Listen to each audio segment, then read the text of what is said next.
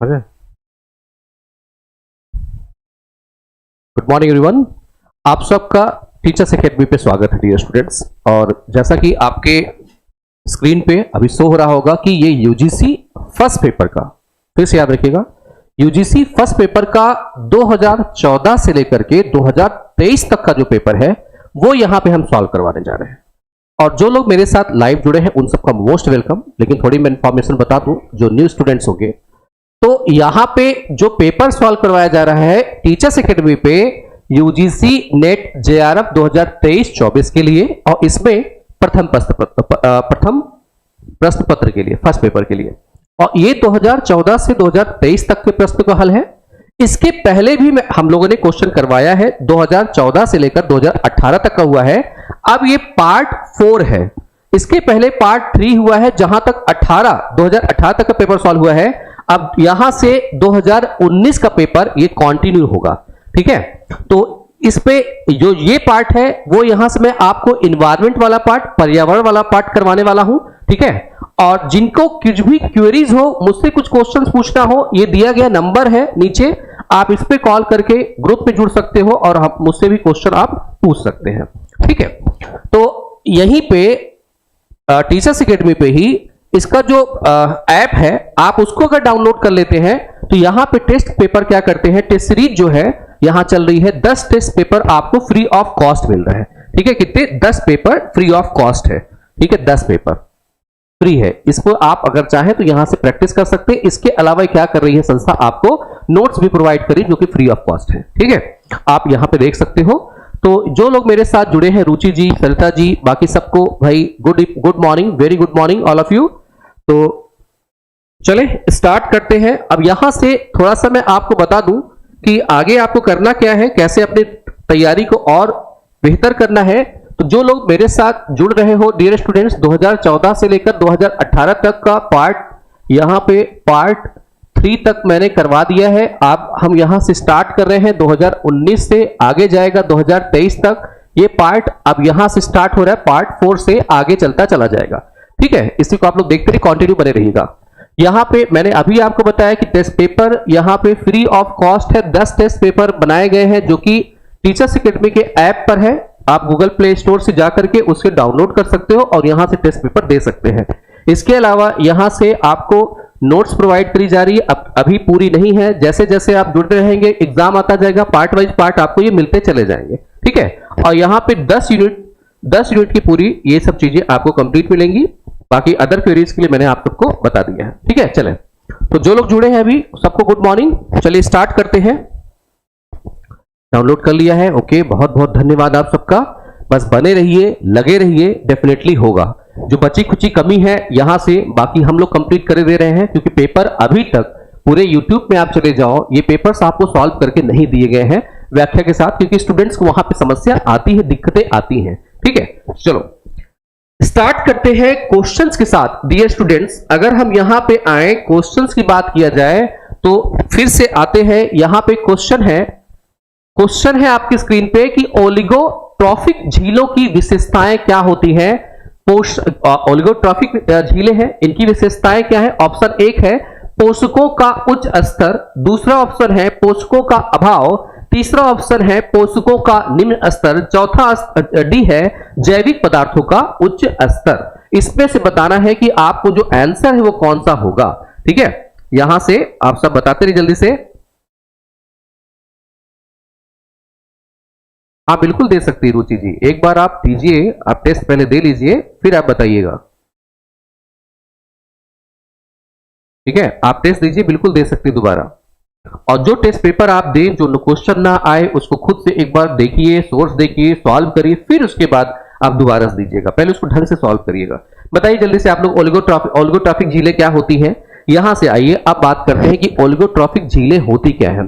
जब dear student oligotrophic की अगर हम बात करें, एक बार आप इसे क्या करिएगा, इस शब्द को आप गूगल करिएगा, ठीक है। अब लग रहा होगा कि यहां क्यों नहीं बता रहे हो तुम, हम क्यों करें, एक बार करके देख लीजिएगा। करके जब आप इसको देखेंगे तो आप इसको इमेजेस देखिएगा इसकी, ठीक है। और उसमें लिस्ट आएगी कौन कौन सी होती है। कुछ चीजें मैं बता देता हूं। जब हम बात करते हैं ओलिगोट्रॉफिक झीलों की बात करें, जब यहां से हम बात करते हैं किसका, ओलिगोट्रॉफिक झीलें या ऐसे नदी के स्रोत की बात करें जो क्या है, यहां से स्वच्छ हो, स्वच्छ हो। अब एक चीज और ध्यान दीजिएगा, जब हम स्वच्छ की बात करते, जैसे अगर बात किया जाए जब तैरने वाला, आप देखे होंगे जिसमें तैरने वाला तालाब होता है, तैरने वाला तालाब, उसकी बात करें, ये भी क्या होता है, काफी स्वच्छ होता है कि नहीं होता? ठीक है, काफी स्वच्छ होगा। स्वच्छ होगा तो इसमें कार्बनिक पदार्थ, इसमें जो कार्बनिक पदार्थ है या अकार्बनिक पदार्थ है, इनका अभाव होगा। क्यों? इसमें ऑब्वियस है, इस वाले पार्ट में स्वच्छ झीलें होंगी तो मछलियां ये सब तो अवेलेबल होंगी, लेकिन ये पैल्यूटेड नहीं होगी। ये क्या होंगी? इसमें पोल्यूशन नहीं होगा, प्रदूषण नहीं होगा। प्रदूषण का मतलब आपने देखा होगा, जो आपके घर के आसपास तालाब होगा, उस तालाब के किनारे किनारे घास पतवार बहुत कुछ होंगे, उस पर काई जमा होगी, उसका जो पानी होगा थोड़ा सा ब्लैक हो जाता है, ठीक है, ब्लैक होगा या हरा होगा, थोड़ा गंदा रहता है, उससे अगर गर्मी में आप आए बदबू भी करता है। लेकिन जो स्वच्छ जल है और ये झीलें होती हैं, यहां से बदबू टाइप का नहीं आता है। ठीक है, तो याद रखिएगा, इसमें पोषक तत्वों का क्या होता है, अभाव होता है। ठीक, निम्न स्तर, यहां से अगर हम बात करें, अभाव क्या है, निम्न स्तर कहेंगे, अभाव तो बहुत ज्यादा कम हो जाएगा। इस पे आते हैं, इस पे क्या होता है, इसका निम्न स्तर होता है, ये आंसर होता है। ठीक है, चले आगे बढ़ते हैं हम लोग इसी क्वेश्चन में, यहां से ये आंसर होगा। ठीक, आगे बढ़ा जाए। नेक्स्ट क्वेश्चन है आपके स्क्रीन पे, तापमान में वृद्धि के साथ जल निकाय में विघटित ऑक्सीजन अंश क्या होता है, घटता है, बढ़ता है, स्थिर रहता है, या तापमान परास के अनुसार बढ़ता या घटता है? यहां पे क्वेश्चंस हैं, चलिए ठीक है, आप लोग सब आंसर करते रहिए जल्दी जल्दी, और बस एक ही रिक्वेस्ट आपसे डियर स्टूडेंट्स, आप लोग और लोग को भी इसको शेयर करिए, ताकि ये फ्री ऑफ कॉस्ट जो यहाँ पे यूट्यूब पे हम ये मुहिम चला रहे हैं, अदर स्टूडेंट तक पहुंच सके। और ज्यादा लोग जुड़ोगे ना तो कॉम्पिटिट करने में और मजा आएगा, क्वेश्चन करने में और मजा आएगा। ठीक है, चलिए बताइए, तापमान में वृद्धि के साथ जल निकाय में विघटित ऑक्सीजन का अंश क्या होगा, घटेगा, बढ़ेगा, स्थिर रहेगा, तापमान परास के अनुसार बढ़ता या घटता रहता है? यहां पे बताना है आपको क्या होगा। 2 का ए यहां से आंसर आया है, सरिता जी ने बताया है, बाकी लोग बताएं जल्दी से। देखें ऐसे क्वेश्चंस, ये जो हम पार्ट देख रहे हैं डियर स्टूडेंट्स, ये है 2019 के क्वेश्चंस हम सॉल्व कर रहे हैं। यहां पे लिख देता हूं, ये 2019 में क्वेश्चंस हैं। अब इसके बाद जब हम लोग यहां से धीरे धीरे 20 में जाएंगे, 21 में जाएंगे, और जब आप 23 में पहुंचोगे, यहां से देखना कि क्वेश्चन का लेवल कैसे एग्जामिनर ने बढ़ाया हुआ है। ठीक है, अभी जो आप देख रहे हो बहुत इजी क्वेश्चंस आ रहे हैं तब के हिसाब से। अब देखना यहां से जब बात करें, अब मैं जो आपको बताऊंगा इसके सॉल्यूशन को, ये कॉन्सेप्ट होगा, और जो कॉन्सेप्ट होता है डियर स्टूडेंट्स, याद रखिएगा, जो कॉन्सेप्ट होता है, अगर एक बार कॉन्सेप्ट क्लियर है तो उस पे कैसे भी क्वेश्चन एग्जामिनर बना ले, गलत नहीं होगा। ठीक है, अब यहां समझिएगा, मैंने पहले भी पढ़ाया है कि अगर आप क्या करें, इस तरह से देखें, आपने एक्वेरियम पहले भी पढ़ाया है, आपने एक्वेरियम देखा होगा। एक्वेरियम का मतलब ये कि जहां जिसमें मछली पली होती है, ये आपने देखा होगा।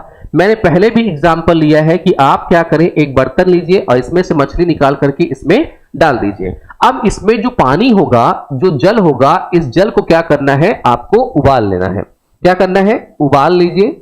उबाल करके क्या करिए, इसको ठंडा कर लीजिए। ठंडा करने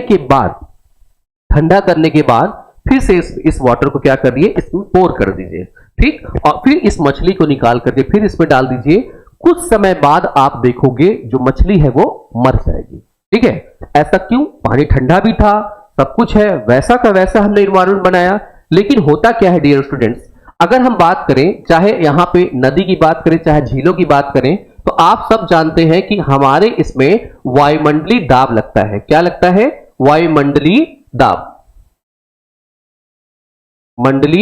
वायुमंडलीय दाब होते हैं। अब अगर बात किया जाए वायुमंडल, ये गलत लिखा हुआ है, एक मिनट ये लिख देता हूं मैं, वायुमंडलीय दाब। अब अगर देखें तो जो वायुमंडलीय दाब होगा, इसकी वजह से अगर ऑक्सीजन हो चाहे अदर गैस हो, कार्बन डाइऑक्साइड, ये वाटर में क्या करती हैं, वहां पे मिक्स हो जाती हैं। लेकिन जब हम क्या करते हैं, किसी भी वाटर बॉडी को अगर हम गर्म करते हैं, तो गर्म करने से इसके इसमें जो गैसें फंसी हैं वो बुलबुले के रूप में क्या होती हैं, बाहर निकल जाती है, और उसमें जो गैस की मात्रा है वो कम हो जाती है। और जब गैस की मात्रा कम हो जाएगी तो यहाँ पे जितने भी यहाँ पे जलीय जीव हैं वो सांस तो इसी से लेते होंगे, जो इसमें जल में घुले हुए ऑक्सीजन है, इसकी वजह से इनकी क्या होती है, मौत हो जाती है, ये गर्म होगा तो। ठीक है, तो ये क्या होगा, यहां से याद रखिएगा, इसमें ये क्या होता है, घटता जाता है। आप सब इसके पीछे जानते होंगे कॉन्सेप्ट, लेकिन यहां पे ये है। अब आते हैं थोड़ा सा और कॉन्सेप्ट की बात किया जाए। जब हम यहां से बात करते हैं कि हम पर्यावरण में इसको पढ़ क्यों रहे हैं, पर्यावरण में इसको हम पढ़ क्यों रहे हैं, तो यहां पे आइए क्या लिखा हुआ है, ताप लिखा है। और ताप का मतलब अगर हम देखें तो एक टर्म आता है ग्लोबल वार्मिंग आता है, ठीक है, ग्लोबल वार्मिंग आता है। अब ग्लोबल वार्मिंग की अगर बात किया जाए तो मानव प्रतिक्रिया की वजह से, मानव के छेड़छाड़ की वजह से या अन्य कारणों से अगर देखा जाए तो ग्लोबल वार्मिंग की कंडीशन हो रही है। अब ग्लोबल वार्मिंग कंडीशन हो रही है तो क्या हो रहा है, ताप बढ़ रहा है। ताप बढ़ रहा है तो ताप बढ़ने की वजह से इसमें अलग अलग इसके क्या हो रहे हैं, प्रभाव हो रहे हैं। क्या हो रहे हैं, इसके अलग अलग प्रभाव पड़ रहे हैं। अब इन्हीं अलग अलग प्रभावों में से एक प्रभाव क्या दिखता है कि जो जल है और जल में जो ऑक्सीजन की मात्रा है वो क्या हो रही है, घट रही है, वो घट रही है। इसके घटने की वजह से जो जलीय पारितंत्र है, याद रखिएगा अब एक टर्म और यूज कर रहे हैं हम लोग, जो जलीय पारितंत्र है उसको क्या पहुंच रहा है, पारितंत्र है उसको नुकसान पहुंच रहा है या उसका क्षरण हो रहा है। यहां पे क्वेश्चन डाल दिया जाए कि तापमान में वृद्धि के साथ जल निकाय में यदि ऑक्सीजन की मात्रा कम होती है, यदि ऑक्सीजन की मात्रा कम होती है तो हमारे पारिस्थितिकी तंत्र पर क्या प्रभाव पड़ेगा, बढ़ेगा, घटेगा, वैसा ही रहेगा या धीरे धीरे बढ़ेगा या घटेगा, ऐसा यहां भी ऑप्शंस ये बनाए जा सकते हैं। तो सीधे याद रखिएगा ये क्या होगा, इसका क्षरण होता है। एक तो ये, दूसरा चीज और बात किया जाए, यहां से जब जलीय पारितंत्र की हम बात करते हैं तो जलीय पारितंत्र में मैक्सिमम चीजें हम जिसकी बात करें, यहां पे मैक्सिमम हम जो बात करते हैं, अधिकतर जो बात करें, ये हम बात करेंगे ज्यादातर समुद्री पारिस्थितिकी तंत्र की बात करते हैं। याद रखिएगा समुद्री पारिस्थितिकी तंत्र की हम बात करते हैं और इसके संरक्षण की हम बात करते हैं। जब इसके संरक्षण की हम बात करते हैं तो आपको कॉन्सेप्ट याद आना चाहिए किसका, एसडीजी का, सस्टेनेबल डेवलपमेंट गोल, जिसका क्या है 2030 तक इसको पाना है। और इसमें से गोल नंबर, यहां याद रखिएगा गोल नंबर 14 में अगर हम बात करें तो समुद्री पारिस्थितिकी तंत्र को यहां पे इसके क्षरण को रोकने की बात करी जाती है। ठीक है, ये याद रखिएगा क्योंकि ये चीजें इससे जोड़ करके मैंने ये सारी चीजें आपको बताने की कोशिश करी और प्रत्येक जगह से आपके क्वेश्चन बनते हैं और एग्जाम में आते हैं। ठीक है, चले आगे बढ़ते हैं। फिर देखा जाए यहां से नेक्स्ट क्वेश्चन है आपकी स्क्रीन पे, रियो +20 सम्मेलन का एक मुख्य परिणाम किसके समुच्चय का विकास करना था, किसका विकास करना था, मेनली रूप से पूछा जा रहा आपसे। तो पहला है ऑप्शन समर्थनीय विकास लक्ष्य, सहस्त्राब्दी विकास लक्ष्य, राष्ट्रीय विकास रणनीति, राष्ट्रीय भूमि पुनर्स्थापन रणनीति। यहां से बताना है कि इसका आंसर क्या होगा या इस पे सोच के बताइए कि क्या हो सकता है इसका क्वेश्चन। ठीक है, चलिए आंसर बताइए, आप सब सोच के बताइए। देखिए जो आप लोग जितने भी लाइव हैं आप लोग ये बताएं, इतना मैं एक्सप्लेन कर रहा हूं चलेगा कि और मैं क्या करूं, इसको कम कर दूं। ठीक है, क्योंकि अगर हम एक्सप्लेन करेंगे टाइम थोड़ा ज्यादा लगेगा।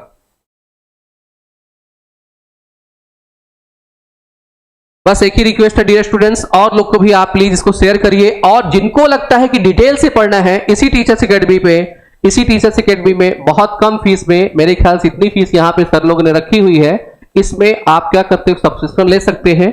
ठीक है, अब यहां से इस पे जो दिसंबर वाला टारगेट है आप इसको यहां से पूरा कर सकते हैं। 10 यूनिट यहां पे टीचर आपको क्या कर रहा है, ये पढ़ा रहा है। और जहां तक है उम्मीद की शायद 10 तारीख से 10 ये सितंबर से ये वाली पूरी बैच अपने फ्लो में चलना स्टार्ट हो जाएगी। ठीक है, 10 सितंबर से। चले आगे बताइए भाई जल्दी से आप लोग। जब हम बात करें रियो +20, अब रियो +20 सम्मेलन क्या है इसकी बात करते हैं यहां से। चले देखें, जब हम बात करते हैं रियो +20, अब जो चीजें मैं आपको पढ़ाऊं यहां से एकदम ध्यान रखिएगा। यहां से एक डेट आपको याद रखनी है 1972 की, ये डेट आपको याद हो जानी चाहिए 1972 वाली डेट। और इसके 20 साल बाद जब आप जाओगे यहां पे प्लस क्या कर देना है, 20 करना है। जब यहां पे आप आएंगे तो 1992 आएगा। अब इसके बाद आपको क्या करना है, फिर यहां पे प्लस करना है कितना, 20। आप कहां पहुंच जाओगे, 2012 में पहुंच जाओगे। इसे अगर हम बात करें यहां से इस सम्मेलन की अगर बात किया जाए और इस सम्मेलन की बात किया जाए और इस सम्मेलन की बात करें तो इनका कुछ नाम है। यहां से अगर हम बात करें तो इसका क्या है, स्टॉकहोम है। ठीक है, स्टॉकहोम सम्मेलन था ये। ठीक है, स्टॉकहोम सम्मेलन। इसी सम्मेलन की अगर बात करें तो यहां पे बनाया गया UNEP बनाया गया, यूनाइटेड नेशन एनवायरमेंटल प्रोग्राम जैसी एक संस्था बनाई गई और इस संस्था की प्रथम बैठक करवाई जाती यहां पे 1992 में और इसका नाम लिखा जाता है रियो सम्मेलन। ये जो जितने लोग ने मेरे से पढ़ा होगा उनको याद होगा रियो सम्मेलन।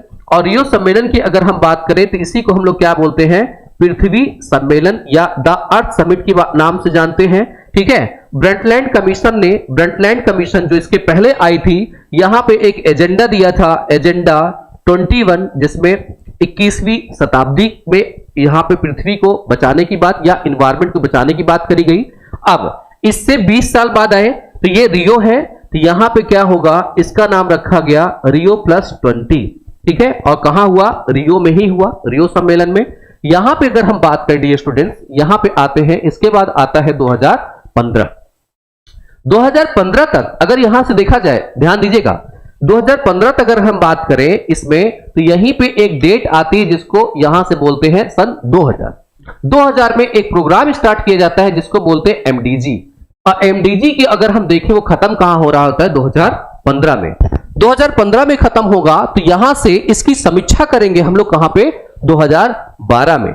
2012 में अगर हम समीक्षा करेंगे तो एक नया प्रोग्राम चलाने की बात करेंगे फ्यूचर के लिए। और वो फ्यूचर में प्रोग्राम जो चलेगा, यहां से फ्यूचर में जो प्रोग्राम चलना है, यहां पे इसको हम बोलेंगे एसडीजी। तो इसकी तैयारी हमें कहां करनी पड़ेगी, यहां पे इसकी तैयारी करनी पड़ेगी। ठीक है, अब यहां से समझिए, तो क्या हमने सहस्त्राब्दी विकास लक्ष्य की बात करी है क्या, तो यहां पे रियो सम्मेलन में तो नहीं, सहस्त्राब्दी विकास लक्ष्य की हमने बात नहीं करी। क्यों, क्योंकि कब आया था, सन 2000 में आ चुका था, तो इसकी हमें बात ही नहीं करनी है।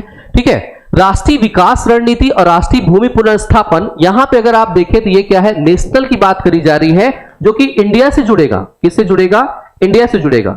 लेकिन ये ऑप्शन तो नहीं हो सकते, क्यों, क्योंकि रियो जो सम्मेलन है ये वैश्विक स्तर की सम्मेलन है।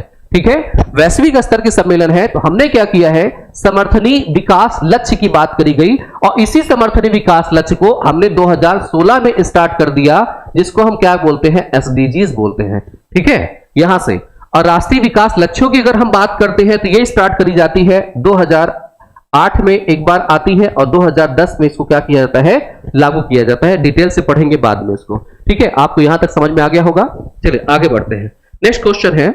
नेक्स्ट क्वेश्चन आपके इसमें, सहस्त्राब्दी विकास लक्ष्यों के लिए समय सीमा थी। अब इसका आंसर देना आपके लिए बहुत आसान होगा मेरे ख्याल से। ठीक है, चलिए इसको बताइए। और एक क्वेश्चन यहां से आपसे डेफिनेटली है, पूछे जाते हैं। Good morning, good morning. जो लोग मेरे साथ अभी जुड़ रहे हैं उन सबको गुड मॉर्निंग भाई, सबको गुड मॉर्निंग। बताएं भाई जल्दी से, इसका आंसर दीजिए आप लोग।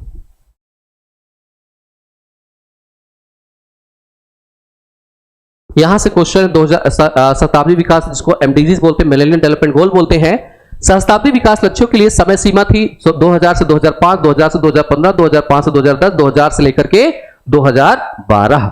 जल्दी बताइए इसको क्या होगा आंसर। चलिए, बाकी जो लोग जुड़े हैं प्लीज आपसे रिक्वेस्ट है कि और लोग को भी इसको शेयर करिए। ठीक है, देखिए जब हम बात करते हैं सहस्त्राब्दी विकास लक्ष्यों की, एक बार मैं फिर से इस पे बोर्ड पे पीछे चला जाऊं, अगर इस वाले पार्ट में, यहां से ध्यान दीजिए, इस वाले पार्ट में, तो यहां से मैंने अभी बताया कि एमडीजी जो स्टार्ट होता है वो 2000 से स्टार्ट हुआ, कब तक के लिए, 2015 तक के लिए। तो यहां से अगर आप आंसर देखोगे तो ये क्या है, सन 2000 से लेकर के 2015 तक के लिए आया था। ठीक है, अब यहां से अगर हम बात करें तो ये किसके द्वारा स्टार्ट किया गया, यूएनडीपी। यहां किसके द्वारा, UNDP, United Nation development programme द्वारा किया गया है। याद रखिएगा, ये क्या करती है, जो वर्ल्ड में जो गरीब है उनकी बात करती है, स्वास्थ्य की बात करती है। ठीक है, स्वास्थ्य का संरक्षण की बात करती है। यही से क्या करती है, भूखमरी अगर है उस पर ये क्या करती है, निर्देश देती है। यहाँ पे कुछ अर्थव्यवस्था को भी ये क्या करती, इंगित करती है।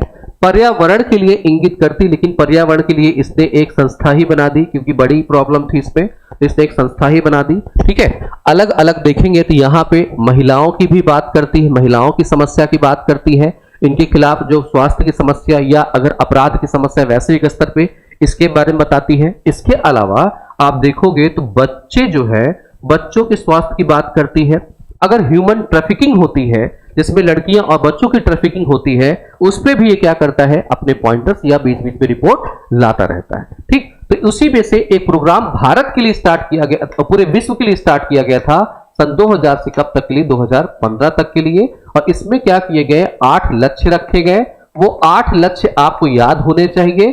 और इसमें क्या किया गया, 18 उपलक्ष्य रखा गया। ये उपलक्ष्य भी आपको याद होने चाहिए, एग्जाम में आपसे क्वेश्चन डेफिनेटली यहाँ पे पूछा जाता है। 2015 तक आया था। इसके बाद क्या होता है, एसडीजी स्टार्ट होती है, जिसमें 17 लक्ष्य रखा गया। इसमें कुछ कमियां थी, उन कमियों को दूर करके आगे इसको बढ़ा दिया गया। ठीक है, आगे बढ़ते हैं।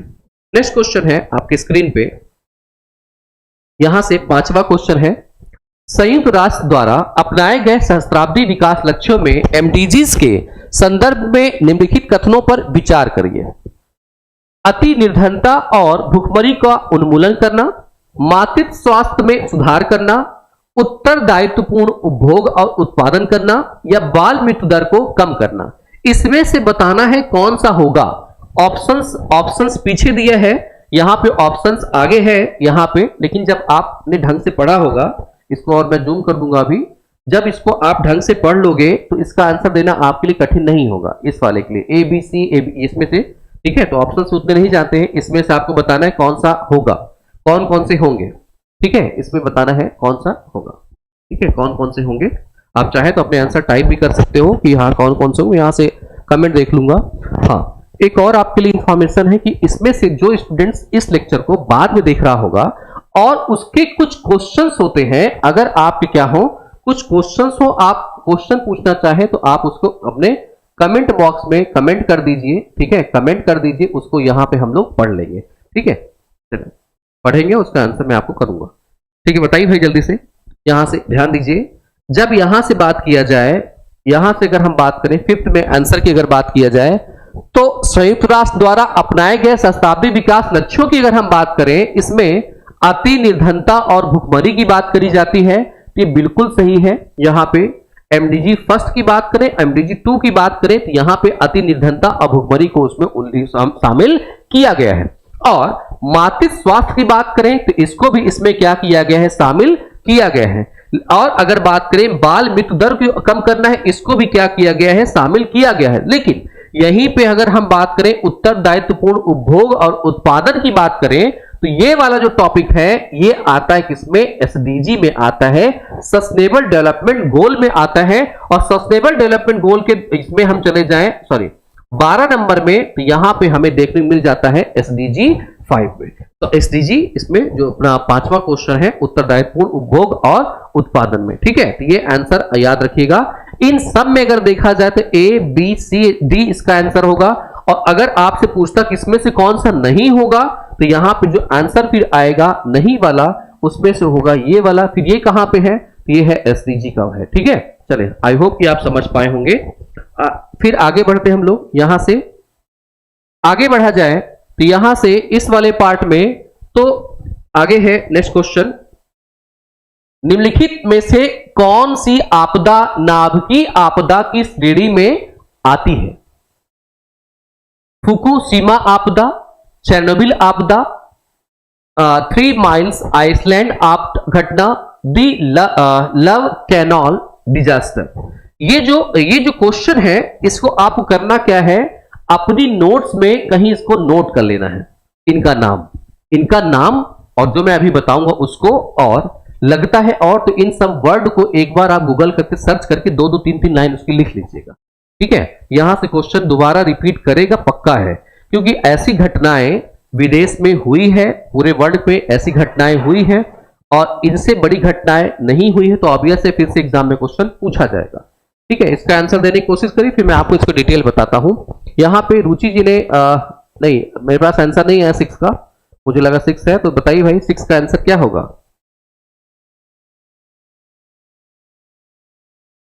दीजिए भाई आंसर दीजिए जल्दी से। अच्छा क्वेश्चन है ये।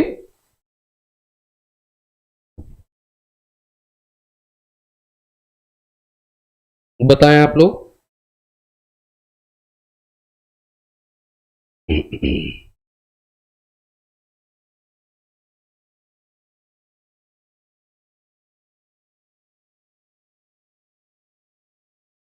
देखिए, यहां से अगर हम बात करें डियर स्टूडेंट्स, तो आंसर इसका क्या होगा वो पहले मैं आपको बता दूं। जब हम फुकुशिमा आपदा की बात करें तो ये कहां हुआ था, जापान में हुआ था। ठीक है, कब हुआ था, 2011 में हुआ था। ठीक है, इस वाले की बात करें तो इसमें शामिल है कौन से, क्या बात कर रहा है, कह रहा है कि आपदा नाभिकीय आपदा श्रेणी में आता है। ठीक है, तो यहां से देखें फुकुशिमा जापान अभी क्या है कैसे है मैं बताता हूं। जब चेरनोबिल की हम बात करते हैं, चेरनोबिल, तो मेरे ख्याल से ये 1986 के अराउंड में हुआ था, और इसमें आप बहुत अच्छे से जानते हैं उस देश को जिसको बोलते हैं यूक्रेन बोलते हैं, उसमें ये घटना घटी थी। यही अगर हम बात करते 3 माइल्स आइसलैंड की बात किया जाए, मेरे ख्याल से ये हुआ था 1976 के अराउंड में हुआ था, नहीं 1979 के अराउंड में हुआ था। यहां की अगर बात करें, ठीक है, एक मिनट मुझको इसका डेट चेक करने दीजिए। डेट तो उतना मतलब है नहीं, हाँ उसी सही है। ठीक है, यहां देखें 3 माइल्स आइलैंड घटना 1979 के अराउंड में हुई थी, ये भी इसके अंतर्गत इंक्लूड होगा। यहां से जब आंसर की अगर हम बात करेंगे, ए होगा, बी होगा और सी होगा, तो आंसर क्या होगा, ए बी और सी। यहां से इतना ठीक है। यहां की अगर बात करते दी लव कैनाल डिजास्टर, पहले हम इसकी बात कर लेते हैं, ठीक है, फिर इन सब पे हम लोग आ जाएंगे। ठीक, जब हम लोग बात करें दी लव कैनाल डिजास्टर की बात करें, इसका डेट एग्जैक्ट मुझे याद नहीं है, लेकिन मैं लिख दे रहा हूं, इसी के अराउंड में है, शायद 1976 के अराउंड में, ऐसा है, देख लीजिएगा एक बार डेट आपसे नहीं पूछी जाएगी। यहां पे आए कि है क्या ये, जब अगर हम लोग यहां से देखें तो चले जाएंगे कहां, यूएसए में, अमेरिका में चले जाएं, अमेरिका में। और जब अमेरिका में अगर बात करें तो अमेरिका में आपको ये झील देखने को मिल जाएगी, द लव कैनाल, ये कैनाल देखने को मिल जाएगी जिसको झील कहते हैं। और इसी कैनाल की बात करें तो इसमें क्या हुआ था, इस झील में, यहां पे कैनाल की बात किया जाए, इसमें क्या किया गया, केमिकल क्या हुआ था, केमिकल इसमें क्या हुआ था, मिक्सअप हुआ था, रसायन क्या हुए थे इसमें मिक्स हुए थे। और इस कैनाल को साफ करने में, अगर ढंग से साफ करने में कितने वर्ष लग गए, 21 वर्ष इसको क्या हुआ, लगा। ठीक, इसकी वजह से जो इसके आसपास के फ्लोरा एंड फाउना है, ठीक है, जो यहां से पर्यावरणीय परिस्थिति है इसके आसपास की, वो क्या हुई थी, नष्ट हुई थी काफी। ठीक है, ये इसमें नुकसानदायक थी।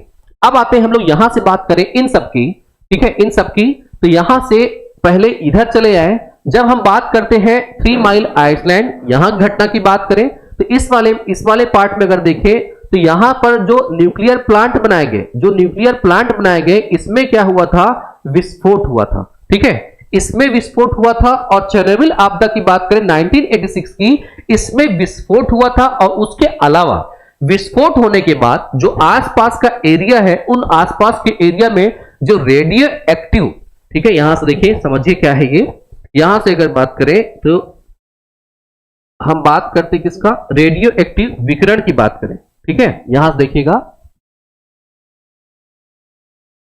रेडियो एक्टिव विकिरण की बात किया जाए, रेडिएशन की जब हम बात करते हैं तो रेडियो एक्टिव विकिरण का मतलब अल्फा, बीटा, गामा, ये किरणें क्या होती है, पर्यावरण में फैलती है। और इसकी वजह से इनमें क्या होती है, ऊर्जा होती है, इसमें क्या होती है, ऊर्जा होती है। और जो ऊर्जा होती है, चाहे जीव जंतु हैं, उनको क्या करती है, ये नुकसान पहुंचाती है, और उनका काफी क्षरण होता है, उनकी मृत्यु भी होती है। ठीक, तो ये नुकसान पहुंचाती है।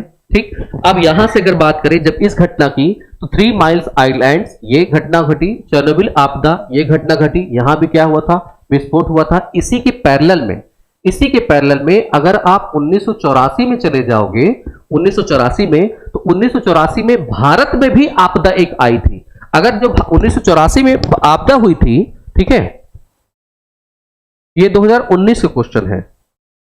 जयश्री वर्मा जी, अगर आप शुरुआत से जुड़ी होती तो जो मैं क्वेश्चन सॉल्व करवा रहा हूं, ये 2019 का है। अब जब मेरे साथ सीरीज में पूरे बने रहिएगा, 2023 तक के पूरे सॉल्व में करवाऊंगा। ठीक है, 2019 2018 तक का मैंने आपको करवा रखा है। ठीक है, यहां से 1984 में एक भोपाल गैस त्रासदी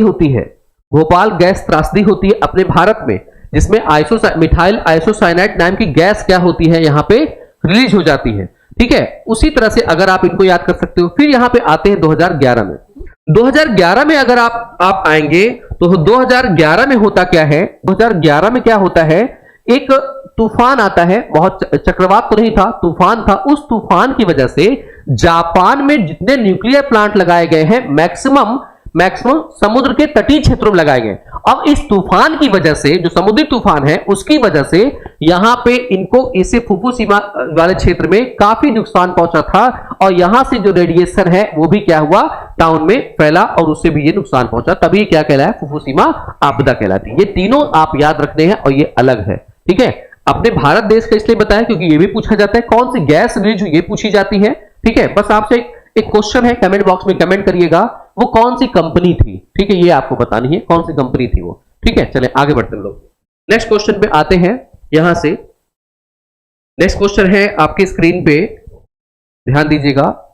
पेरिस समझौता का उद्देश्य इस शताब्दी में तापमान को पूर्ण औद्योगिकरण स्तर से कितना डिग्री सेल्सियस ऊपर सीमित करना है। ठीक है, 1 degree Celsius, 2 degree Celsius, 0.3 degree Celsius या 3 डिग्री सेल्सियस। यहां से आंसर करिए जल्दी से आप लोग। ठीक है, बताइए भाई जल्दी से आप लोग, इसका आंसर करिए जल्दी से। याद रखिएगा कि यहाँ पे टीचर्स अकेडमी पे आपको क्वेश्चन ये सॉल्व करवाए जा रहे हैं और आपसे रिक्वेस्ट है कि आप लोग इसको और लोग को शेयर कर दीजिए ताकि और फायदा हो आपका, और क्योंकि क्वेश्चंस जब आपको करवाए जाएंगे कंपटीशन और बढ़ेगा। चलिए देखते हैं हम लोग यहां से अगर बात करें, ध्यान दीजिएगा। जब हम लोग बात करते हैं टेम्परेचर की बात किया जाए, यहां से क्वेश्चन कई बार पूछा गया है। एक संस्था है जिसको हम क्या बोलते हैं, आईपीसी बोलते हैं। ठीक है, IPCC.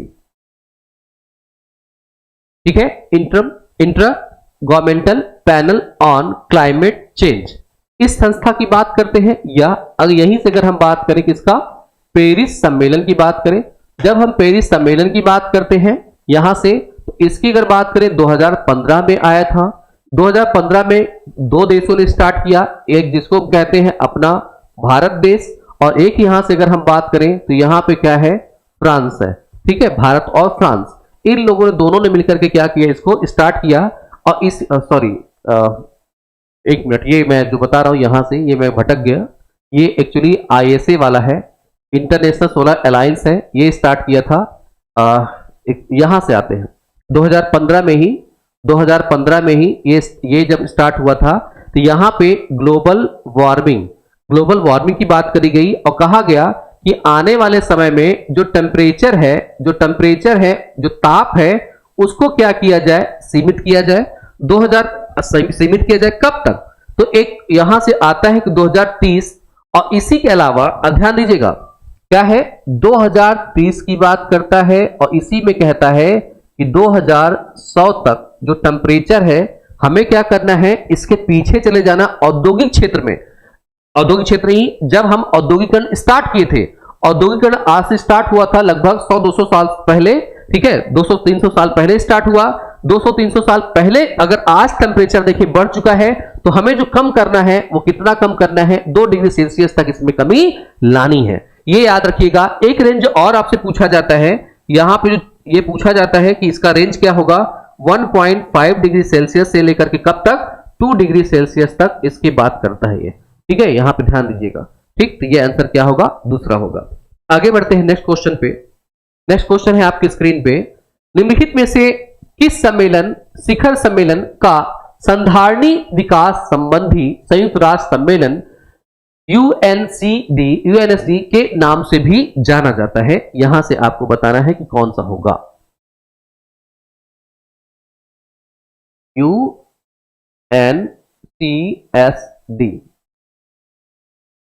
United Nation Convention on Sustainable Development, ठीक है, के नाम से भी जाना जाता है। स्टॉकहोम सम्मेलन, रियो डी जेनेरियो सम्मेलन, जोहान्सबर्ग शिखर सम्मेलन, रियो +20 सम्मेलन। इसका आंसर दीजिए आप लोग, जल्दी से बताइए आप लोग इसका आंसर।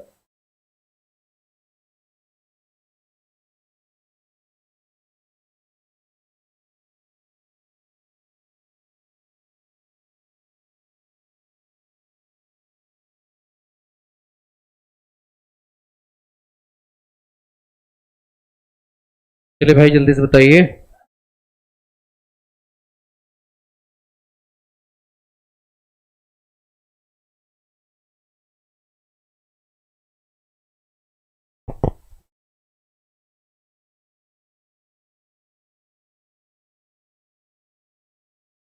तो ऐसे क्वेश्चंस आप लोग इस पे अगर प्रैक्टिस करते रहोगे तो डेफिनेटली है, बता रहा हूं मैं, कि आपका जो एग्जाम है उसमें अच्छे मार्क्स जरूर आएंगे।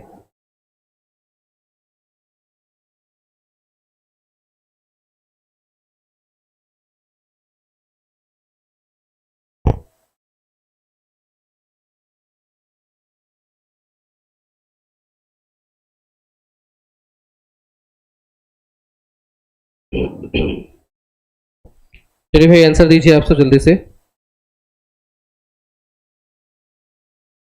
चलिए देखिए यहां से अगर बात करें, कुछ लोगों ने डी आंसर किया हुआ है, कुछ बहुत लोग का डी है, कुछ लोग का बी आंसर है। देखते हैं यहाँ, अच्छा यहाँ पे आंसर जयश्री वर्मा ने दिया है यूनियन कार्बाइड कारपोरेशन, जो मैंने पिछला क्वेश्चन पूछा है, बिल्कुल सही है। यहाँ पे कुछ लोगों ने डी आंसर दिया है, कुछ लोग डी आंसर दिया है। रियो +20 सम्मेलन 2012।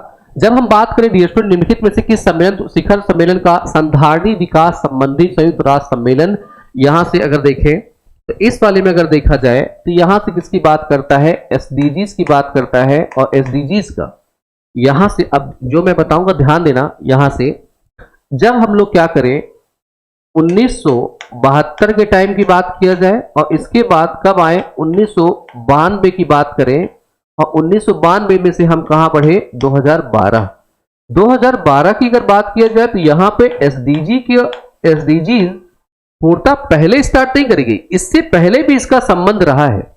इसका पहले भी संबंध इतिहास में यहां पे पीछे चले जाए तो रहा है। यहां से अगर हम आए तो यहां पे बी वाला जो आंसर होगा अपना रियो डी जेनेरियो सम्मेलन 1992, वो यहां से इसका आंसर कहलाएगा। ठीक है, कैसे है क्या है, जब डिटेल से इसको मैं पढ़ा रहूंगा, 1992 वाला पढ़ाया भी है मैंने यहाँ पे, आप इसको जाके पीछे देख सकते हो। फिर से जब मैं यहाँ पे इसको पढ़ा रहूंगा तो इसका संबंध ये कैसे है वो मैं यहाँ से आपको सिखाऊंगा। ठीक है, तो यहाँ पे हमारा जो आंसर होगा रियो डी जेनेरियो सम्मेलन 1992 जुड़ेगा।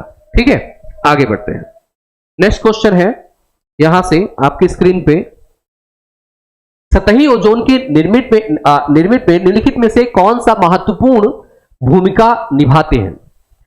नाइट्रोजन के ऑक्साइड्स, सल्फर के ऑक्साइड्स, सूर्य का प्रकाश, कार्बन मोनोऑक्साइड। जो लोगों ने मुझसे क्वेश्चन किया होगा यहां से पहले मैंने सॉल्व करवाया है, डेफिनेटली है उनका आंसर सही होगा, लेकिन कोई बात नहीं, आप इसका आंसर देने की कोशिश करिए। डेफिनेटली बता रहा हूं कि यहां से आपका ये आप आंसर सही कर पाओगे। करिए आप सब जल्दी से बताइए इसका आंसर, इसका आंसर बताने की कोशिश करिए।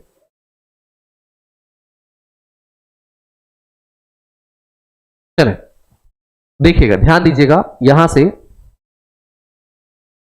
हाँ चर्चा हुई थी, ग्रीन इकोनॉमी की बात करी गई थी, लेकिन चर्चा की गई थी।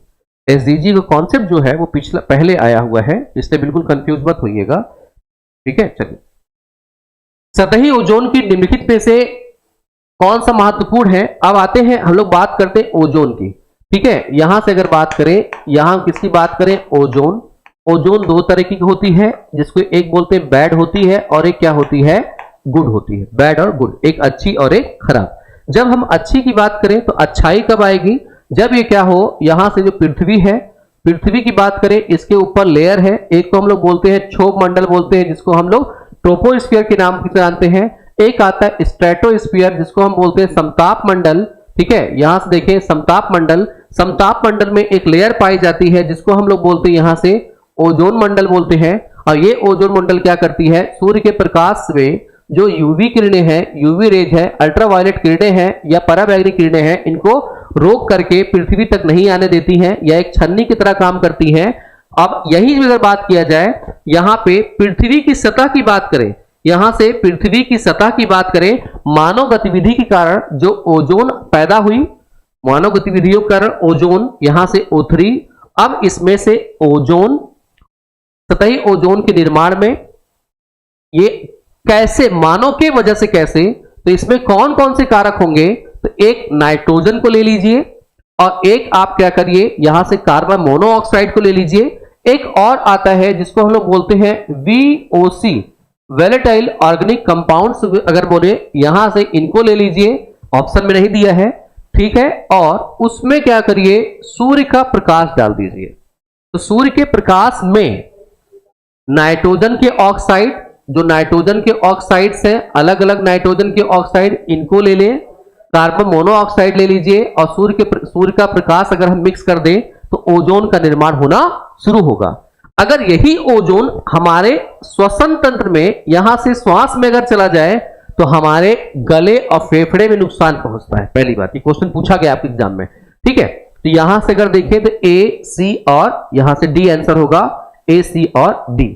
जब हम बात करें सल्फर के ऑक्साइड की बात करते हैं, तो सल्फर का जो ऑक्साइड है इसको अगर मिक्सअप कर दें किसके, H2O के साथ, पानी के साथ, ये क्या होगा, जब बादल बनेगा, बादल में अगर क्या होगे सल्फर डाइऑक्साइड, तो सल्फ्यूरिक एसिड बनेगा, और सल्फ्यूरिक एसिड जब बारिश के रूप में आएगा तो क्या करेगा, एसिडिक रेन होगा, ठीक है, अम्लीय वर्षा होगी। ठीक, चले आगे बढ़ते हैं हम लोग यहां से। नेक्स्ट क्वेश्चन है आपकी स्क्रीन पे, निम्नलिखित में से कौन भौतिक भौगोलिक खतरों की श्रेणी में आता है, ग्रसन, हिमधसाव, आक्रामक प्रजातियां या बीमारियां।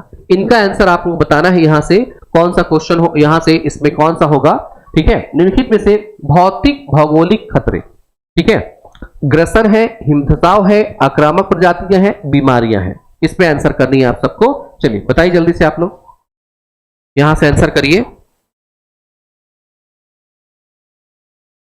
बिल्कुल जयश्री जी, बिल्कुल सही बात है। आप चलिए बताएं भाई, जल्दी से आप लोग बताइए। यहां से अगर देखें, ध्यान दीजिएगा, सीधे सीधे याद रखना है। देखिए आपको करना क्या है, आपको करना क्या है, यहां ध्यान दीजिएगा, आज के आज कर लीजिएगा। जब आप क्या करिए, अपना सिलेबस उठाइए, ठीक है, अपना सिलेबस उठाइए। सिलेबस आप उठाओगे तो इसमें क्या है, आपदा है, ठीक है, आपदा, और एक आता है आपदा प्रबंधन। आपदा प्रबंधन, जब आपदा प्रबंधन की हम बात करते हैं तो यहां पे दो तरीके का आपको मिलेगा। अब इसको कर लीजिएगा आप लोग घर पे, इंडिया, और एक कौन सा होगा, वर्ल्ड का, क्योंकि जो आपदा है वर्ल्ड में तो आई होगी कहीं ना कहीं, उन्होंने उसका निवारण किया होगा, तो भारत में भी आएगा तो इसको निवारण करेगा, ठीक है, यहां से इंडिया वाला पार्ट। अब यहां से आपको करना क्या है, आप जाकर के जब वर्ल्ड इस पे आपको सर्च करना है, गूगल पे जाइएगा, गूगल पे क्या करिएगा, गूगल पे इसको सर्च करिए कि आपदा क्या होती है, डिजास्टर्स क्या होते हैं। डिजास्टर में अलग अलग डिजास्टर्स आएंगे। डिजास्टर्स में अगर मैं यहां से कुछ बोलूं, जैसे सबसे प्राइमरी अगर बात करें, भूकंप है, ठीक है, भूकंप है जिससे जान माल की अगर हानि होती है, ज्वालामुखी हो जाती है, चक्रवात हो जाता है, बाढ़ हो जाता है, सूखा आ जाता है। उसके अलावा अगर पहाड़ी क्षेत्र है, यहां से लैंडस्लाइडिंग होगी, जैसे हिमाचल प्रदेश में हुआ है, ठीक है, ये भी क्या आएगा, आपदा में आएगा। जब जान माल की हानि होगी तभी आपदा कहलाएगा, नहीं तो ऐसे ये तो डेली होता रहता है, ठीक है। यहां से तो भूस्खलन होते हैं ये। इसके अलावा ऐसे क्षेत्र जहां पर इन पहाड़ियों पे अगर बर्फ जमा है और इन बर्फों का भी क्या हो, पिघल पिघल के यहां से ये स्लाइड करती जाए, इनकी वजह से भी आपदाएं होती हैं, जिससे जान माल की हानि होती है। तो यहां से क्या होगा, भौतिक भौगोलिक अगर खतरों की बात करें, यहां पे क्या होता है, हिमधसाव की बात होता है, ठीक है। ये सबसे इसमें अगर बात करें, आक्रामक प्रजातियां, बीमारियां, ये सब इसके अंतर्गत नहीं आती है, ठीक है। अगर हम बात करें, ये अलग आएगा, जो कि जीव विज्ञान के अंतर्गत जुड़ेगा, इसके विषय में अलग बात करेंगे। लेकिन ये काम अगर आप कर लेते हो, ठीक है, ये काम कर लेते हैं, तो यहां से इंडिया के बारे में जब आप पढ़ रहे होगे, यहां से डेफिनेटली आपको फायदा होगा। आपदा के बाद, आपदा पे मैं एक अलग से यहाँ पे क्लास दूंगा, तो उसको भी आप डिटेल से देख लेना, वहां से भी काफी आपको फायदा मिल जाएगा, ठीक है। चलिए आगे बढ़ते हैं हम लोग, यहां से आगे देखा जाए। अब यहां से मेरे ख्याल से कंफ्यूजन नहीं होगा कि हिमदसाव कैसे हो रहा है, ठीक है। एक बार इसको आप लोग पढ़िएगा तो यहां से पता चले, इसकी लिस्ट बना लीजिए, छोटी छोटी इसमें नोट्स बना लीजिए, ठीक है। चलिए आगे बढ़ते हैं हम लोग। भारत सरकार द्वारा वर्ष 2022 तक छत के ऊपर विद्युत के लिए ऊर्जा पैनल संस्थापन का निर्धारण लक्ष्य है, ठीक है। इस क्वेश्चन को यहां पे कट कर दीजिए, इस क्वेश्चन को, अब ये क्वेश्चन आपसे नहीं पूछा जाएगा। तो ये दिया क्यों है सर, फिर आपने दिया इसलिए है कि 2023 में बैठ करके हम 2023 के ही क्वेश्चन जो आगामी है उसके लक्ष्य को निर्धारित कर सकते हैं, और जो आगामी लक्ष्य है उस पे हम क्या कर सकते हैं, फोकस कर सकते हैं। क्योंकि जो क्वेश्चन आप कर रहे हो ये 2019 का था, उस हिसाब से करंट अफेयर का था। अब ये क्वेश्चन आपसे नहीं पूछा जाएगा, ठीक है, ये क्वेश्चन नहीं पूछा जाएगा। ओवरऑल आंसर देखोगे तो यहाँ पे 40 गीगावाट आ जाएगा, लेकिन नहीं पूछा जाएगा क्वेश्चन। अब आते हैं कि 2023 में बैठ करके जो यहाँ पे मोदी जी हैं, मोदी जी का टारगेट है, क्या है टारगेट, कि 2030 तक क्या करना है, इसमें से 2030 तक जो रिन्यूएबल एनर्जी है 500 गीगावाट की, ये हमें क्या करनी है, इसको बनानी है, ठीक है। ओवरऑल ये सब चीजें नहीं पूछनी है आपसे, ठीक है। ओवरऑल क्या करना है, 500 गीगावाट की हमें जो एनर्जी, रिन्यूएबल एनर्जी है, अलग अलग मतलब नवीकरणीय ऊर्जा है, उनको बनाना है, और कब तक बनाना है, 2030 तक बनाना है, ठीक है। तो ये क्वेश्चन आपसे अब नहीं पूछा जाना है। आगे बढ़ते हैं, नेक्स्ट क्वेश्चन है, सोलर सेल निर्माण में व्यापक रूप से प्रयुक्त सामग्री है। सोलर सेल निर्माण में न्यूबिडियम तत्व है, सिलिकॉन, निकिल या क्रोमियम। इसमें से बताना है कौन सा आंसर होगा। ठीक है, इसमें से बताना है कौन सा होगा, जल्दी से बताइए आप सब।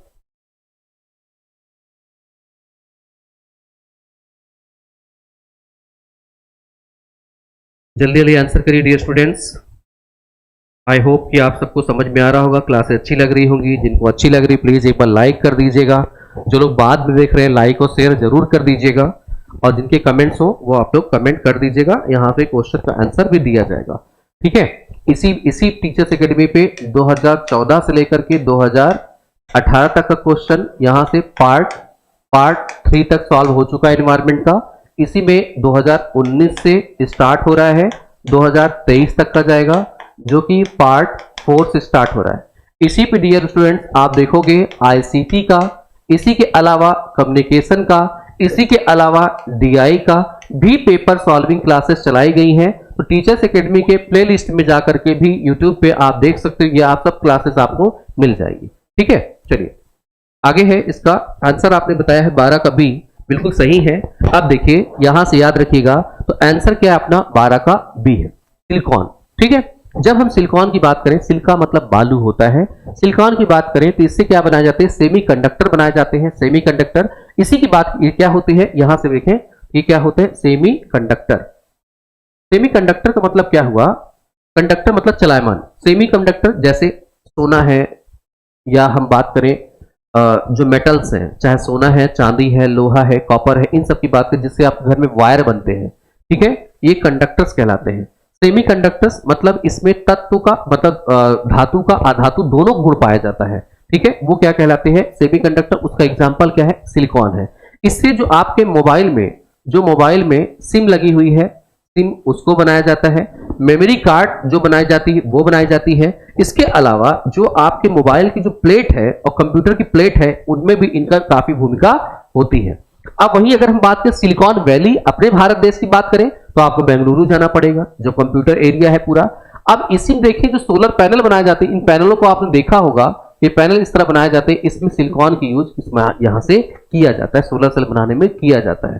ठीक है, चले आगे बढ़ते हैं हम लोग इसमें, नेक्स्ट क्वेश्चन पे आते हैं। नेक्स्ट क्वेश्चन है, निम्नलिखित में से किस ऊर्जा स्रोत का उपयोग विद्युत उत्पादन में ऊर्जा सम परिवर्तन के लिए किया जाता है। देखो यहां से मैं इसका आपसे क्वेश्चन नहीं पूछूंगा, लेकिन ओवरऑल यहां पे ऑप्शंस नहीं है। यहां पे अगर ऑप्शन देखते ऑल ऑफ दीज होगा। ठीक है, ऑल ऑफ दीज। ठीक है, ऑल ऑफ दीज। और यहां से अगर हम बात किसको हटा दें, यहां पे परिवर्तन हम करते हैं तो ऑल ऑफ दीज करेंगे। ठीक है, यहां पे बायोमास में हम क्या करेंगे, इसको पहले किसमें परिवर्तित करेंगे, गैस में। गैस कौन होगी, CH4 होगी, और CH4 मेथेन गैस, इसको हम परिवर्तित किसमें कर सकते हैं, इससे इलेक्ट्रिसिटी में परिवर्तित कर सकते हैं। वायु ऊर्जा की बात किया जाए तो बड़े बड़े सॉफ्ट होते हैं, पंखे होते हैं, चलाए जाते हैं, उनसे हम विद्युत ऊर्जा पाते हैं। जियोथर्मल क्या होती है, जियोथर्मल जो पृथ्वी है, पृथ्वी के अंदर का जो ताप है, जैसे ज्वालामुखी है, ज्वालामुखी के आसपास अगर बात की जाए गर्म एरिया है, तो यहां से हम क्या करते हैं, गर्म एरिया, तो यहां पे हम क्या करते हैं, इसके ताप को उपयोग करके भी क्या करते हैं, लाइट बनाते हैं। न्यूक्लियर एनर्जी से हम इस पे भी क्या करते हैं, बिजली उत्पादन करते हैं। तो यहां पे क्या होगा, ऑल ऑफ दीज होगा। ठीक है, आइए नेक्स्ट क्वेश्चन पे आते हैं। 14 नंबर पे, जलवायु परिवर्तन की समस्या के समाधान के लिए भारत सरकार के कितने राष्ट्रीय मिशन है, 6, 8, 12 और 7। इसमें बताना है कौन सा होगा, 14 नंबर में बताइए कि कौन सा होगा। ठीक है, बाकी तीनों भी एक्सप्लेन कर दीजिए। ओके, कौन सा है, एक मिनट। देखो यहां से एक्चुअली क्या है, कौन है आप, जयश्री वर्मा जी। जहां पे क्वेश्चंस लगेंगे कि तीनों एक्सप्लेन होने चाहिए, वो मैं एक्सप्लेन करूंगा, इनके पीछे मत जाइए। निकल के पीछे, निकल की अगर बात किया जाए फिर हम केमिस्ट्री पहुंच जाएंगे। क्रोमियम की बात किया जाए Cr है, न्यूबिडियम की बात करें Nb है।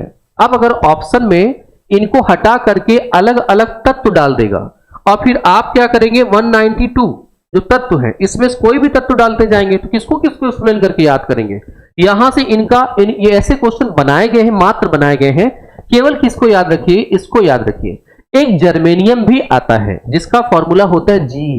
ठीक है, जर्मेनियम एंड सिलिकॉन, वो याद करके रख सकती हैं, बाकी इन सबको कोई मतलब नहीं है। ठीक है, ऐसा नहीं है कि मुझे आता नहीं है कि एक्सप्लेन नहीं कर सकता मैं, लेकिन फिर बता रहा हूं, फिर आपका टाइम वेस्ट होगा और आप क्या करोगे, उससे भटक जाओगे अपने मेन मोटो से। ठीक है, क्योंकि देखिए मेरा जो बैकग्राउंड है वो साइंस बैकग्राउंड है। ठीक है, साइंस बैकग्राउंड तो केमिस्ट्री भी पता है, फिजिक्स भी पता है, और ये मैथमेटिक्स वाला कुछ पार्ट है। कंप्यूटर साइंस से ऑलरेडी इंजीनियर हो तो कंप्यूटर साइंस भी आती है। तो यहां से ये सब चीजें जो फालतू की चीजें वो मत पढ़िए, जो है वो काम की वो मैं बताता चलूंगा। ठीक है, 6, 8, 12 और 7 यहां से आप लोग देख लो, आप लोग जल्दी से बताइए।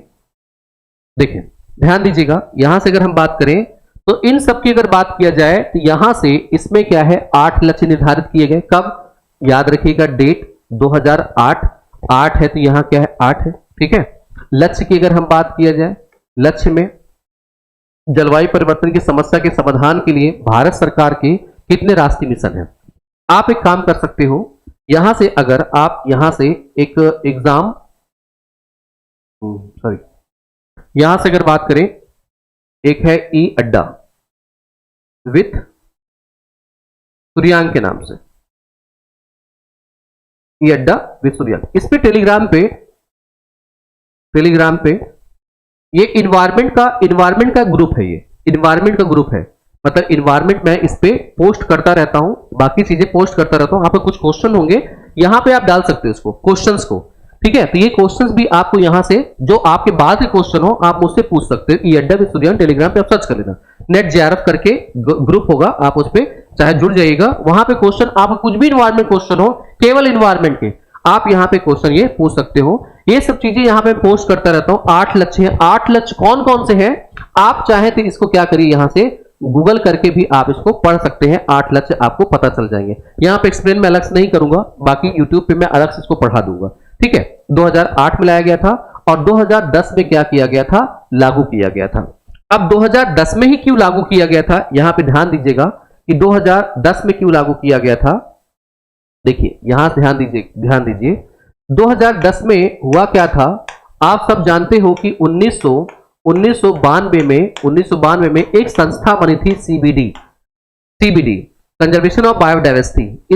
इसका जो वर्ष है, इसका जो लक्ष्य रखा गया था 2010 तक, इसको लक्ष्य रखा गया, इसको हमें पाना है। तो भारत ने भी क्या किया, 2010 में ही क्या किया, जलवायु परिवर्तन की समस्या से संबंधित राष्ट्रीय कार्य योजना मिशन लाई थी। ठीक है, जो कि लागू किया गया था 2008 में और इसमें 8 लक्ष्य रखे गए थे। ठीक है, आगे बढ़ते हैं। नेक्स्ट क्वेश्चन है यहां से,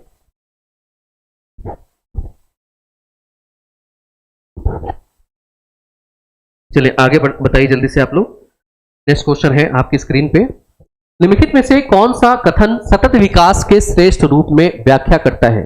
प्राकृतिक संसाधनों का न्यूनतम उपयोग, प्राकृतिक संसाधनों का अपने लाभ के लिए उपयोग, प्राकृतिक संसाधनों का न्यायपूर्ण उपयोग जिससे कि वे पीढ़ियों के लिए उपलब्ध हो रख सके, अपने प्राकृतिक संसाधनों को भविष्य की अपनी पीढ़ियों के लिए संरक्षित कर सके। प्लीज यहां से आंसर करने की कोशिश करिए जल्दी से आप लोग।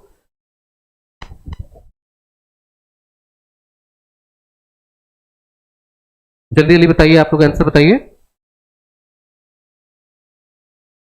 देखिए ध्यान दीजिएगा, जब हम बात करते हैं यहां से निम्नलिखित में से कौन सा कथन सतत विकास के श्रेणी श्रेष्ठ रूप में व्याख्यित है, प्राकृतिक संसाधनों का न्यूनतम उपयोग। अगर हम प्राकृतिक संसाधनों का न्यूनतम उपयोग करेंगे तो हम फिर जो डेवलपमेंट है वो हम नहीं कर पाएंगे। ठीक है, हमें दक्षतापूर्ण करना है, लेकिन बेवकूफों की तरह नहीं करना है कि एक पेड़ 2 पेड़ से अपना काम चल रहा है, 10 पेड़ काट दिए। और न्यूनतम उपयोग का मतलब ये नहीं हुआ पेड़ काटिए, ठीक है, लेकिन उनके स्थान पे आप पेड़ लगाते जाइए और काटते जाइए, बड़े वो भी होते जाएं साथ में। ऐसा भी ना हो कि अभी आपने सारे पेड़ काट डाले और क्या कि सब छोटे छोटे पेड़ हैं, तब भी काम नहीं चलेगा। तो बुद्धिमत्ता के तरीके से, वैज्ञानिक तरीके से इन सब का उपयोग करके भी हम क्या करें, इनका करें, क्योंकि न्यूनतम उपयोग करेंगे तो कोई भी देश आगे नहीं बढ़ पाएगा। विकासशील देश, गरीब देश फिर पीछे ही रह जाएंगे। ठीक है, प्राकृतिक संसाधनों का अपने लाभ के लिए उपयोग नहीं, प्राकृतिक संसाधनों का अपने लाभ के लिए तो करना है, पर लाभ की अगर हम बात करते हैं तो इसमें निगेटिव वर्ड भी छुपा हुआ है। ठीक है, लाभ किस स्तर तक, लाभ की अगर हम बात करें तो भी क्या करेगा, ये लाभ के चलते लोग क्या करेंगे, एक पेड़ के बजाय 100 पेड़ काटेंगे। ठीक है, तो लाभ की कोई सीमा है नहीं। प्राकृतिक संसाधनों का न्यायपूर्ण उपयोग जिससे कि वे पीढ़ियों के लिए उपलब्ध हो सके। अब यहां क्या लिखा है, न्यायपूर्ण उपयोग। अब आते हैं और ऑप्शंस पे, अपने प्राकृतिक संसाधनों को भविष्य की अपनी पीढ़ियों के लिए संरक्षित करना। तो भैया ये बताओ, आप अगर भविष्य की पीढ़ी के लिए संरक्षित कर दोगे तो अभी क्या करोगे? यहां पे कह रहा है न्यायपूर्ण उपयोग तो करिए, लेकिन अगर कोई चीज खत्म हो जाती है, जैसे कोयला अगर खत्म होगा, तो हम भविष्य की पीढ़ियों के लिए ऊर्जा के और स्रोत बना दें। जैसे अगर मान लीजिए पेट्रोल डीजल खत्म होंगे तो इलेक्ट्रिकल व्हीकल हम बना रहे हैं, अच्छी खासी बैटरी हम बना के जाएं, अच्छी खासी टेक्नोलॉजी खोज करके जाएं जो आने वाले फ्यूचर के काम आ सके। भले से कोयला वो जा करके म्यूजियम में देखे कि हाँ हमारे पूर्वज कोयला उपयोग करते थे, लेकिन हमारे लिए एनर्जी के अलग अलग स्रोत छोड़ के गए हैं। ठीक है, तो यहां पे आएगा प्राकृतिक संसाधनों का न्यायपूर्ण उपयोग, जिससे कि वे भावी पीढ़ियों के लिए भी क्या हो सके, उपलब्ध हो सके। यहां पे क्या होगा, ऑप्शन सी होगा। ठीक है, तो इसमें भावनाओं में बहकर के कोई भी आंसर नहीं कर देना है। ठीक है, आगे है नेक्स्ट क्वेश्चन, कौन सा प्रदूषक समुद्री प्रदूषक का सबसे बड़ा स्रोत है? यहां पे डेफिनेटली बता रहा हूं, इसका आंसर जो करेगा मेरे ख्याल से मैक्सिमम लोग गलत करेंगे। 16 का आंसर बताइए आप सब, देखते हैं कौन बता पाता है, जल्दी से बताइए। 16वां का आंसर दीजिए आप सब, देखते हैं कौन देता है इसका answer. Question number 16, question number 16 का आंसर करिए।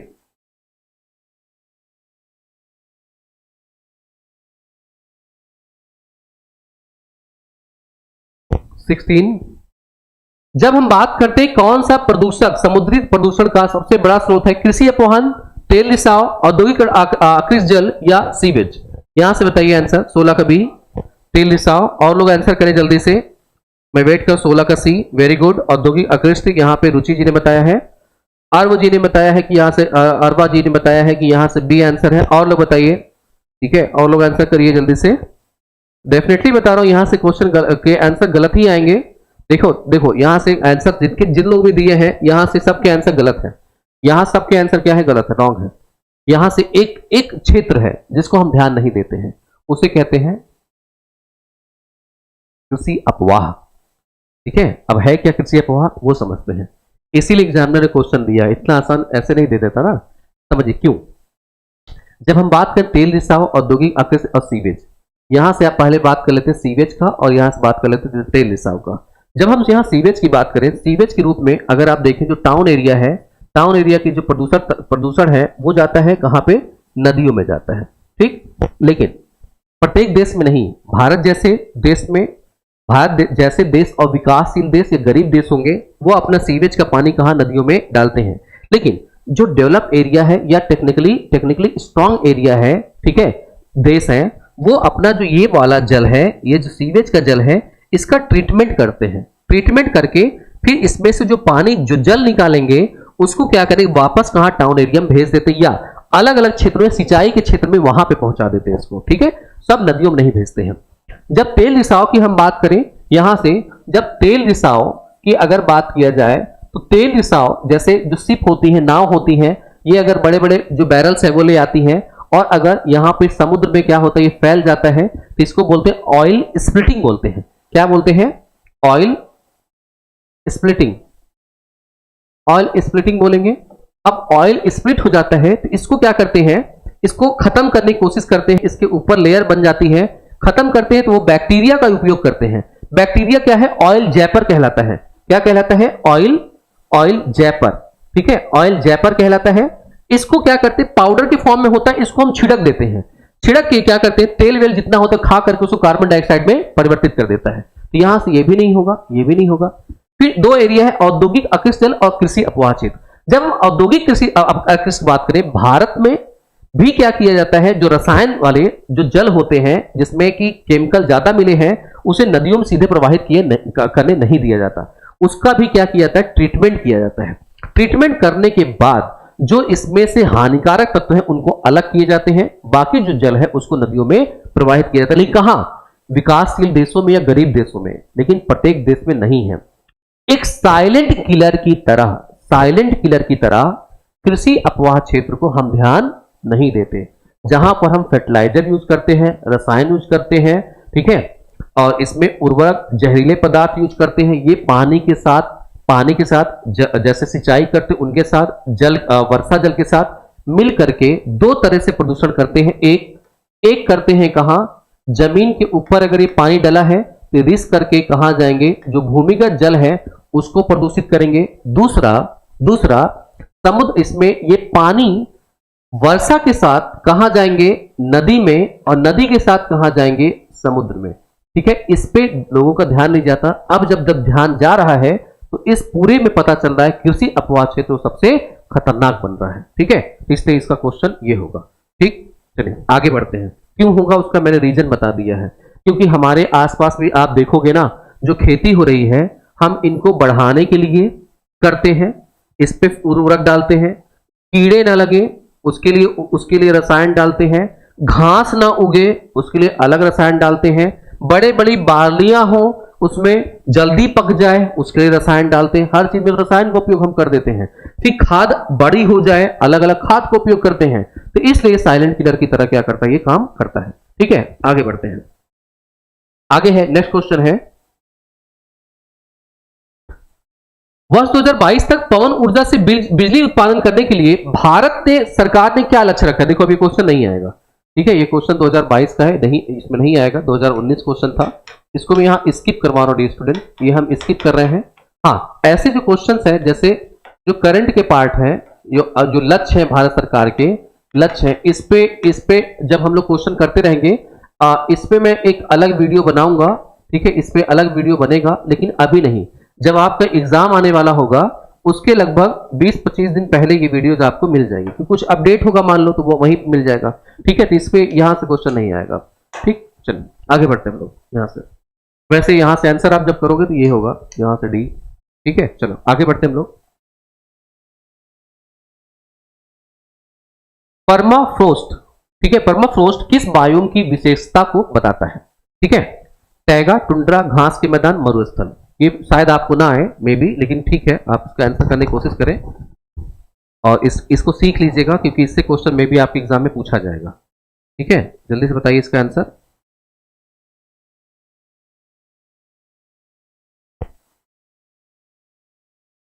जल्दी से इसका आंसर बताइए आप लोग।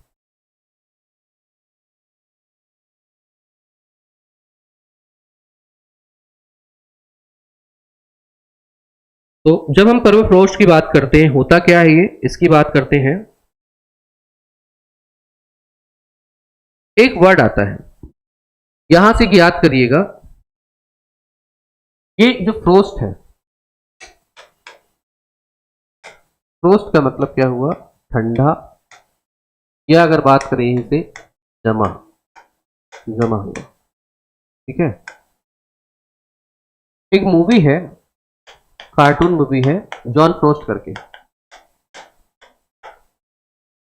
John FROST, John frost. इसमें एक बच्चा है, ठीक है, इसमें किड है, बच्चा है, जो कि जल है, नदी है जो जम जाती इसमें गिर जाता है, गिर करके इसकी क्या होती है? मृत्यु होती है। उसका नाम जॉन रहता है। क्या नाम रहता है? जॉन। और बन जाता है क्या? जॉन फ्रोस्ट बन जाता है। ठीक है, जॉन फ्रोस्ट बन जाता है, मतलब इसकी जो आत्मा होती है, आत्मा, वो इसी नाम से कहलाती है। कार्टून मूवी है तो ये बहुत अच्छा काम करती है, तो बाद में नाम क्या रख देते हैं? John frost. यहां देखो ये फ्रोस्ट जो वर्ड आया, तो इसका मतलब परमाफ्रोस्ट कहां मिलेगा? तो परमाफ्रोस्ट ऐसी जगह जो मिट्टी होगी, जो क्या होगी? ठंडी एरिया में होगी। वो ठंडा एरिया कौन सा होगा? घास के मैदान तो नहीं हो सकते, मरुस्थल तो बिल्कुल नहीं हो सकता। अब दो आता है, एक आता है टैगा और एक आता है टुंड्रा। अब टैगा और टुंड्रा एरिया किसको कहते हैं, वहां देखते हैं क्या है। तो टैगा और टुंड्रा एरिया है क्या, वहां ध्यान देते हैं हम लोग। यहां से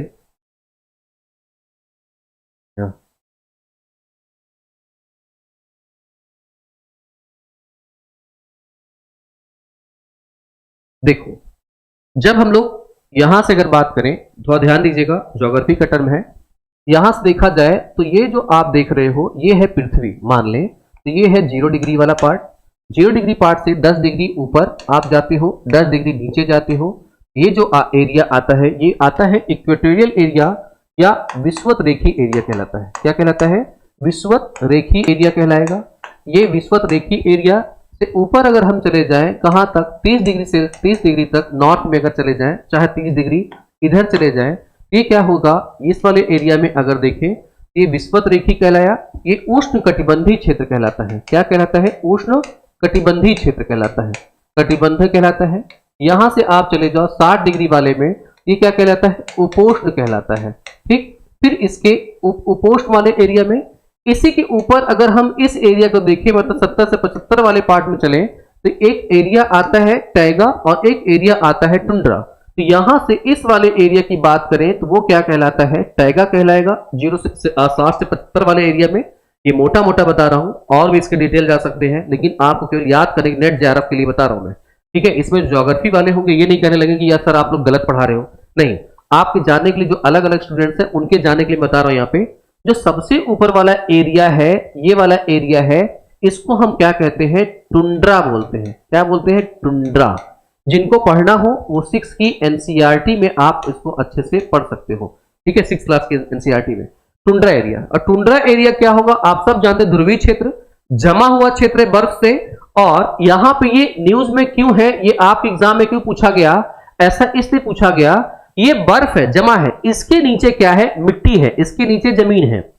अब ग्लोबल वार्मिंग की वजह से ये बर्फ वाला पार्ट क्या है, ये पिघल रहा है, ये हट जाएगा, ये दिखने शुरू हो जाएंगे, ठीक। तो इसलिए क्वेश्चन यहां पे जो एग्जामिनर बना दिया, परमाफ्रोस्ट बायोम, बायोम मतलब बायोम क्षेत्र या मिट्टी क्षेत्र, और ऐसी मृदा क्षेत्र जहां पर इस टाइप के जीव जंतु पाए जाते हो की विशेषता को बताता है। कहां का एरिया, तो टैगा का नहीं, वो कौन सा एरिया होगा, टुंड्रा का एरिया होगा, ठीक है।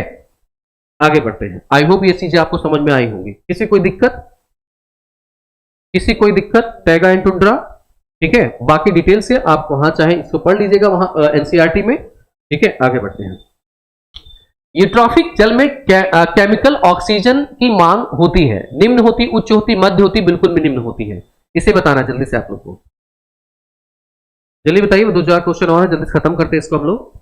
यहां से अगर हम बात करें, यहां पे यूट्रॉफिक की बात करें, यूट्रॉफिक जल क्या होते हैं, यूट्रॉफिक जल का मतलब ये हुआ, यहां ध्यान रखिएगा, अगर यहां पे क्या है, जल है, जल में क्या करते हैं, कार्बनिक पदार्थ, ठीक है, यहां पे क्या करते हैं, कार्बनिक पदार्थ इसमें मैक्सिमम मिला देते हैं। कार्बनिक पदार्थ का जो यहां से अपघटन होगा, इसे क्या करेंगे, अपघटन मतलब खाना खाए पिएगा कौन, इसे खाएगा, शैवाल खाता है। जब शैवाल खाना शुरू करेगा तो इसको मतलब पचाने के लिए, खाने पचाने के लिए इसको ऑक्सीजन खूब चाहिए होगी, ऑक्सीजन खूब चाहिए। और यहां से फिर देखते हैं, यूट्रॉफिक जल होगा, यूट्रॉफिक जल का मतलब कार्बनिक पदार्थ अधिक होगा, कार्बनिक पदार्थ अधिक होगा तो इसको शैवाल अधिक पैदा होंगे, शैवाल अधिक पैदा होंगे, शैवाल प्रस्फुटन कहलाएगा, और शैवाल प्रस्फुटन कहलाएगा तो इसको ऑक्सीजन अधिक चाहिए, ऑक्सीजन अधिक चाहिए तो यहां पे जल के केमिकल ऑक्सीजन की मांग कितनी होगी, यहां से ऑक्सीजन केमिकल सीओडी, केमिकल मांग की, इसमें सीओडी की मांग क्या होगी, तो ऑब्वियस सीओडी की मांग ज्यादा हो जाएगी, ठीक है। ये ऑक्सीजन और ज्यादा मांगना शुरू करेगा, ठीक है, जो कि बाहर से आया हुआ मटेरियल इसमें हम मिला रहे हैं, ये कहलाएगा सीओडी, इसकी मांग बढ़ जाएगी, यहां पे इसकी मांग क्या हो जाएगी, कहा गया, सॉरी, उच्च हो जाएगी, ठीक है। इसका आंसर ये हो जाएगा, उच्च हो जाएगा, ठीक है। चलिए, अब ये पूछता कि झील में ऑक्सीजन की मात्रा या जल में ऑक्सीजन क्या होगा, तो वहां पे कम हो जाएगी, मांग बढ़ेगी, लेकिन अगर ओवरऑल पूछे जल में क्या होगा, जल में ऑक्सीजन कमी आ जाएगी, ठीक है। चलिए आगे देखते हैं हम लोग। कच्छ वनस्पति कहां मिलती है, कच्छ वनस्पति सीधे सीधे यार, आप इसका मैं वो नहीं बता रहा हूं यहां से एक्सप्लेनेशन। ये वाला एरिया है गुजरात का, ये गुजरात का एरिया है, और गुजरात के एरिया में रन ऑफ कच्छ के पास चले जाइए, इस वाले एरिया में, पूरे इस वाले एरिया में, तो ये होगा क्या, समुद्र है, समुद्र है तो समुद्र कैसा होता है, खारा होता है, ठीक है। तो यहां से क्या होगा, खारा जल वाला पार्ट होगा, ठीक है। इस वाले क्षेत्र में चले जाइए, ताजा जल प्राणी, संताप क्षेत्र, अधुषित क्षेत्र नहीं, यहाँ पे ये क्या होगा, इस वाले में, ठीक है। आगे है, नेक्स्ट पढ़ते हैं हम लोग। 20 हो गया। निम्नलिखित में से किस प्रदूषक को भारत में वायु गुणवत्ता सूचकांक में शामिल किया गया है, वायु गुणवत्ता सूचकांक, carbon dioxide, sulphur dioxide, chlorofluorocarbon, methane, ठीक है। तो यहां से सीधे सीधे बात है, किसको की जाती है, यहाँ पे CO2, हम क्या करते हैं, CO2 इसको लेते हैं, ठीक है। वायु गुणवत्ता को बताते हैं सीधे सीधे वायु गुणवत्ता के लिए, ठीक है। इसको हम मापन करते हैं, इसका मापन कर लेते हैं, और तो हमें पता चलता है कि क्या यहाँ पे प्रदूषण कितना क्या है, ठीक है। तो सीधे सीधे आप इसको याद कर सकते हो। तो CO2 यहां से बात करते हैं, सल्फर के ऑक्साइड की बात किया जाए, सल्फर का ऑक्साइड, इसके सीधे से बात करते हैं, कोयला से मिलता है, और जब इसके साथ वाटर अगर मिला देते हैं, ये बनता है एसिड रेन, पहले ही बताया है, एसिड रेन। और एसिड रेन क्या करता है, हमारी त्वचा को नुकसान पहुंचाता है और हमारे पारिस्थितिकी तंत्र को नुकसान पहुंचाता है। क्लोरोफ्लोरोकार्बन की बात करें, CFC की बात किया जाए, CFC जितने भी कूलिंग मटेरियल्स हैं जैसे AC और फ्रिज, उसमें गैस यूज करी जाती थी, तो ये क्या करती है, ओजोन लेयर को क्या करती है, नुकसान पहुंचाती है। मीथेन की अगर बात किया जाए, CH4 गैस, इस गैस की अगर हम बात करें, ये गैस क्या है, ग्लोबल वार्मिंग गैस कहलाती है, ग्रीन हाउस गैस कहलाती है, ये भी क्या करती है, नुकसान पहुंचाती है। आगे बढ़ते हैं नेक्स्ट क्वेश्चन पे। सॉरी, निम्नलिखित में से कौन सा नगर पालिका एक मिनट,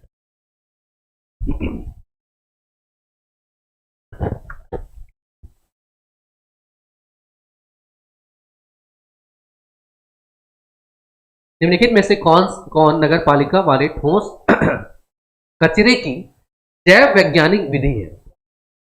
भूभरण, चूर्ण पोलराइजेशन, कंपोस्ट तैयार करना या श्रेडिंग करना, यहां से बताना है।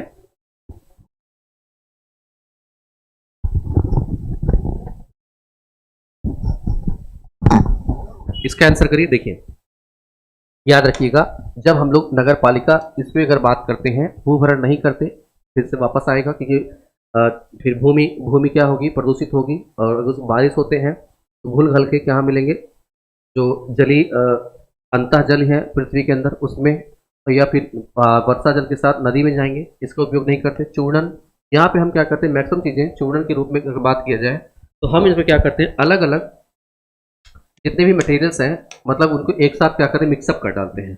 ये क्या पोलराइजेशन होगा। कंपोस्ट तैयार करना, इससे हम क्या बना लें, खाद तैयार करें। लेकिन खाद किसका, जब हम क्या करें, निम्नलिखित में नगर पालिका वाले ठोस कचरे की बात किया जाए, ठीक है, ठोस कचरा, ठीक है, ठोस कचरे की बात करें तो इसमें हम क्या करें, खाद तैयार कर लें या श्रेडिंग कर लें। श्रेडिंग का मतलब क्या है, अलग अलग पार्ट जितने भी, उसको हम लोग अलग अलग पार्ट में A, B, C, इन सबको हम डिवाइड कर लें। इसमें हम क्या करते हैं, जितने भी कूड़ा करकट है उनको अगर लेते हैं तो उनको हम अलग अलग पार्ट में बांटते हैं, चाहे प्लास्टिक हो, चाहे जैव तत्व हो, जैसे गीला कचरा और आप सूखा कचरा सुने होंगे, ई वेस्टेज है, उनको हम करते हैं यहाँ पे श्रेडिंग में। लेकिन अगर हम यहाँ पे बात करें, इस पे नगर पालिका ठोस कचरे वाले बात करें, तो हम क्या करते हैं, इनको यहाँ पे पोलराइजेशन, इसमें हम लोग क्या करते हैं, इसको तैयार करते हैं, इसको चूर्ण बना लेते हैं। चूर्ण बनाने के बाद उसको अलग अलग क्षेत्रों में क्या करते हैं, उसका इस्तेमाल करते हैं। ठीक है, चलिए आगे बढ़ते हैं हम लोग। यहाँ से पानी में किसकी अधिकता से ब्लू बेबी सिंड्रोम होता है, यहाँ से बताना है कि ब्लू बेबी सिंड्रोम होता है किसकी वजह से, कैल्शियम, मैग्नीशियम नाइट्रेट या कृमिनाशक, पेस्टिसाइड। तो बताना है आप लोग को जल्दी से, यहाँ से क्वेश्चन का आंसर बताइए। देखिए समझिएगा, जब हम बात करते हैं यहाँ से कैल्शियम और मैग्नीशियम की बात करें, जब हम लोग कैल्शियम और मैग्नीशियम की बात करते हैं, ये अगर कहाँ मिल जाती है, जल मिलती है, तो उसे हम बोलते हैं कठोर जल बोलते हैं। क्या बोलते हैं, कठोर जल बोलते हैं।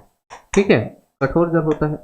कठोर जल मतलब छूने में कठोर नहीं लगता है। इसमें क्या होगा, साबुन का झाग नहीं आएगा, साबुन का झाग नहीं आएगा, पीने पे अच्छा नहीं लगेगा, टेस्ट नहीं अच्छा लगेगा, ज़्यादा पिएंगे बीमार भी हो जाएंगे। उसके अलावा जो अगर इसको आप लोग कूलर या इस टाइप के उसमें जल उपयोग करेंगे, इसमें एक लेयर पाई जाती है केमिकल्स, ये मैग्नीशियम और कैल्शियम का, कैल्शियम हमारे हड्डी में मिलती है, वो पाए जाएंगे। आपको उसको देखना है कि जल भारी है कि नहीं। एक भगोना लीजिए, उससे पानी को उबालिए, पानी को हटा के उबालने के बाद आप देखेंगे जो भगोना उसमें वाइट कलर लग जाए, उसको हाथ उंगली से ऐसे करेंगे तो पाउडर ढेर सारा इसमें आ जाएगा, वो होता है ठोस पदार्थ। वो फिर क्या करता है, जो मशीनें होती है उसमें क्या होता है, ये जम जाता है, नीचे लेयर के रूप में क्या होता है, ये जम जाता है। एक तो ये कृमिनाशक, कृमिनाशक जानते हैं कृमि होगा, उसके नाम ये नहीं होगा आंसर। यहाँ से नाइट्रेट, जो नाइट्रेट होता है, इसकी वजह से क्या होता है, ब्लू बेबी सिंड्रोम होती है। बच्चे जो हैं, बच्चों में अगर बात किया जाए तो उसमें ऑक्सीजन कमी आ जाती है, और उसकी वजह से अगर उनकी मृत्यु होती है तो वो बच्चा नीला पड़ जाता है। नीला पड़ने की वजह से उसको क्या बोला गया, ब्लू बेबी सिंड्रोम। ठीक है, ये वाला तो आंसर क्या होगा, नाइट्रेट होगा। ठीक, चलिए आगे बढ़ते हैं नेक्स्ट क्वेश्चन पे। अंतरराष्ट्रीय सौर संधि इंटरनेशनल सोलर अलायंस की स्थापना हेतु संयुक्त रूप से किसने प्रयास किया था, किन दो देशों ने किया था, यूएसए भारत, फ्रांस और भारत, स्वीडन और भारत, या चीन और भारत। यहां से आंसर बताना जल्दी से आपको, कौन सा होगा। कल फिर अपनी क्लास जो होगी वो 9 बजे होगी, याद रखिएगा। कल जो अपनी क्लास है फिर से 9 AM पे होनी है। जिन लोग को नहीं पता है, अगर ये वीडियो देख रहे होंगे तो 9 AM पे स्टार्ट होगा ये अपनी क्लास। ठीक है,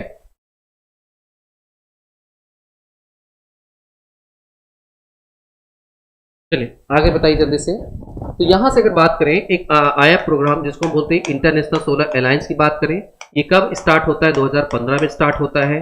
2015 में अगर स्टार्ट है तो किसने स्टार्ट किया था? इंडिया, और प्लस यहाँ पे किसने किया था? फ्रांस ने। ठीक है, तो इसकी आधिकारिक भाषा की बात करते हैं हम लोग, आता है आधिकारिक भाषा की बात करें कि इनकी भाषा क्या थी, तो भैया वो क्या थी? इंग्लिश थी। सॉरी, यहां से बात करें तो फ्रेंच रही होगी। क्या होगी? फ्रेंच रही होगी। इंडिया, मोदी जी को आपने देखा होगा अक्सर हिंदी में बोलते हैं, यहाँ पे क्या होगा? हिंदी भी लेंगे, लेकिन पूरे विश्व को भी साथ में लाना है तो यहाँ पे इंग्लिश का भी उपयोग हम क्या करेंगे? कर लेंगे। उसके अलावा 3 ही भाषा है और कोई नहीं। आईएसए की जब हम हेडक्वार्टर की बात करते हैं तो हमें कहाँ जाना है? गुरुग्राम में जाना है। ठीक है, गुरुग्राम में, ठीक है, हरियाणा का, वहां पे इसका हम क्या करेंगे? हेडक्वार्टर रख देंगे। अब आपको मैं होमवर्क दे रहा हूं, आपको करना क्या है? होमवर्क के रूप में आप आईएसए की वेबसाइट खोलिएगा। वेबसाइट, इस वेबसाइट में यहाँ पे कुछ लिखा होगा, मतलब टैगलाइन, वो टैगलाइन आपके एग्जाम में पूछी जाती है। ठीक है, यहाँ पे क्या होगा? फ्रांस और भारत। ठीक, एग्जाम। और लास्ट क्वेश्चन है आज का, लास्ट क्वेश्चन है, जलवायु परिवर्तन के संबंध में राष्ट्रीय कार्य योजना के अंतर्गत निम्नलिखित में से कौन मिशन है? तो ये लास्ट क्वेश्चन जो एग्जाम यहां पे डियर स्टूडेंट्स है, यहां से ये पार्ट 4 जो हम यहां से कर रहे हैं अपने 2014 से लेकर के 2023 तक के क्वेश्चन सॉल्व कर रहे हैं, उसका ये लास्ट क्वेश्चन है। लास्ट क्वेश्चन, इसका जवाब आपको मिलेगा पार्ट 5 में। पार्ट 5 में तो मैं आपका वेट करूंगा, इसका क्वेश्चन का आंसर कल आप मुझको देंगे। ठीक है, पार्ट 5 में मेरे साथ मिलेगा, इसका आंसर मैं करूंगा। हिमालय पारिस्थितिकी तंत्र की संपोषण करना, सतत वन प्रबंधन करना, जलवायु परिवर्तन की रणनीति बनाना, या इसमें से केवल ए और बी, केवल बी, केवल बी और सी, केवल ए और सी, इसमें से कौन सा आंसर होगा? आप इसका आंसर करिएगा। अभी बता सकते हैं, अभी बताइए, लेकिन इसका आंसर मैं अभी नहीं पढ़ूंगा। और जो लोग कल अगर इसका आंसर कमेंट बॉक्स में कर रहे होंगे वो भी करिएगा। बाकी आगे लोग जो लोग देख रहे हैं वीडियो, पार्ट 5 में इसके आंसर के साथ आप मुझसे मिलेंगे और फिर से मैं आपको इसमें नए क्वेश्चन के साथ आपको मिलूंगा। तो टीचर्स एकेडमी आपको प्रोवाइड कर रही है ये सारी चीजें। इसके ऐप पे आप जा सकते हो, 10 टेस्ट सीरीज आप देख सकते हो जो कि फ्री ऑफ कॉस्ट है। नोट्स आपको मिल सकती है, बाकी जो क्लासेस है डेफिनेटली आपको काफी फायदा कर रही होंगी। तो अपने सुझाव भी आप हमें कमेंट बॉक्स में दे सकते हैं। बाकी आई होप कि आपको लेक्चर्स वीडियोस अच्छे लग रहे होंगे, तो आप इसको लाइक और शेयर जरूर करिएगा। मैं सूर्यांश सर आप सबसे विदा लेता हूं। कल फिर मिलूंगा मैं आपको सेम टाइम पे 9 बजे। तब तक के लिए आप सबको नमस्कार, bye bye, have a good day.